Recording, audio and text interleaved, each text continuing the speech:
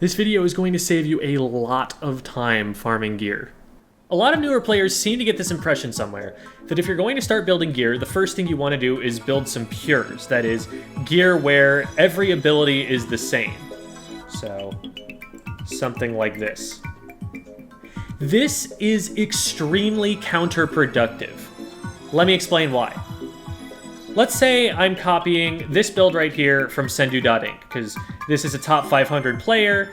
A lot of the other top 500 players I'm looking at have a lot of swim speed as well. I look at these builds as well by Gambawumi. These are from top Japanese players, so this isn't their account, and that's why it doesn't show their top 500, but these guys are really good, and so it's important to follow what they're doing as well, just to see what the state of the art is in Japan.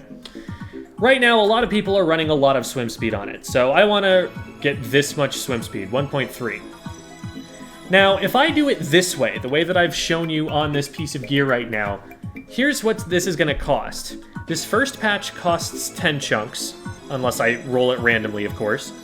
This second piece will cost 20, because I'm repeating one that's already on this piece of gear, and so the game charges you more for it. And this one costs 30. So all total, to get this piece of gear as I've built it right now, I'm going to spend 60 chunks of swim speed. Now, instead of doing this, what I could do is put one patch of swim speed on each piece of gear. Now, this site that I'm using here, I would recommend using Sendu.inc instead, because this one's a little bit out of date. But the swim speed calculation here should still be accurate, at least consistent. If I spread them out, you can see when I went from one to the other, I've still got exactly the same amount of swim speed here, because we've still got 3 of these patches of it, but putting one on each piece of gear, they're only going to cost 10 chunks each, because it's 10 on this one, I'm not repeating it on this headband, it's 10 on this one, I'm not repeating it anywhere on this shirt, and it's 10 on these shoes as well, because there is no other swim speed on the shoes. So I'm spending 30 chunks to get the exact same amount of points in swim speed as I would spending 60 to get a pure. Chunks don't come easy. Most of the time, every individual chunk takes multiple games to farm. Granted, you're farming 3 of them at a time, but they're also random. There's only so much you can do using gear brands and drink tickets, which also take a long time grinding, to make the chunks that you want more likely. You also need to spend a lot of money to scrub the gear. Either that or you need to use sea snails, which also take a very long time to farm. Plus, once you put an ability on a piece of gear, even if it cost you 30 to put on, scrubbing that gear only gives you back 1 of those chunks. If I have to take this pure and adapt it to a gear build which needs a different chunk in this slot, if I take this and plop it down over the top of that one chunk, I just burned 30 chunks of swim speed and actually got nothing in return for it, because I hadn't made my mind up about what I wanted that gear build to be before I made it into a pure. Just don't put them on the gear at all until you know, chunk by chunk, exactly what you want. In fact, I recommend you don't even start thinking about gear until S+. Gear can unlock certain playstyles that certain weapons otherwise can't access, so it's not that it doesn't matter. But between positioning and aim and movement and special usage and map awareness and paint output, the gear that you choose to wear is absolutely the least likely out of all of this stuff to be a factor in whether you win or lose games. It's not even close, even for something like an MPU weapon that gets massive benefit out of its gear. If you plan to get competitive and you're not at S+ yet, you have a lot to work on in all of those other areas that will get you way more mileage than stressing over your gear right now. And if you make gear right now before you've got that extra experience, you might put gear together based on an understanding that's incomplete, an understanding that will change over time, and that gear that you made at a lower level might end up being useless to you later anyway.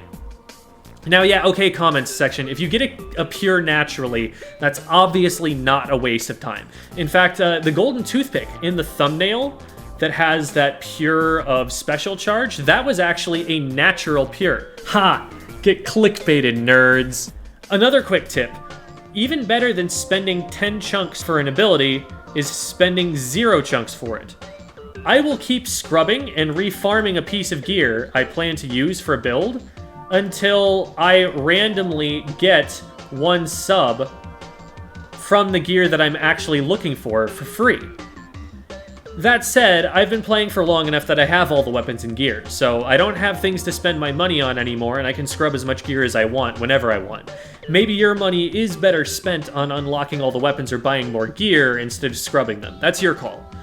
The problem here is that pures cost so much more of your time and are very likely not to even be useful once you do have them. With some gear, you only want 1 or 2 subs. Even with gear that you want more than 3 subs of, you're better off distributing that over multiple different pieces of gear.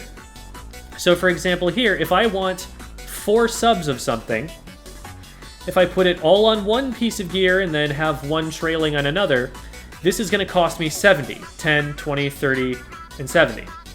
If I spread it out though, like this, now this is going to cost me 10, 20, that's 30, another 10, that's 40, and another 10, that's 50. So that's 20 fewer chunks because I spread it out. Basically, the only build that I will actually use a pure for is something that uses an awful lot of exactly the same chunk. So for example, main power-up, a lot of weapons need a lot of this to get the benefit out of it. For example, the Splattershot Pro needs 3.4. So it needs at least this much MPU to get its 2-shot potential. So I will run a pure on one of my pieces of gear, and that frees up the other 2 pieces of gear to be a little bit more individualized, specialized. But this way, I can use this piece of gear also on, let's say, my Neo Splashomatic build. So there, I don't need any more than 2.4, so I can swap the shoes out, but the shirt can serve a dual purpose for me there, and so it's worth it for me to have that so that I just get up to that MPU threshold faster. Even then, I, who have 4,000 hours in this game, still don't have any headgear that is an MPU pure. I only have pures of it on my shirt and a pair of shoes, because pures just aren't worth it. Have a plan, optimize that plan so you use as few chunks as possible, and don't waste the work that you put into this game.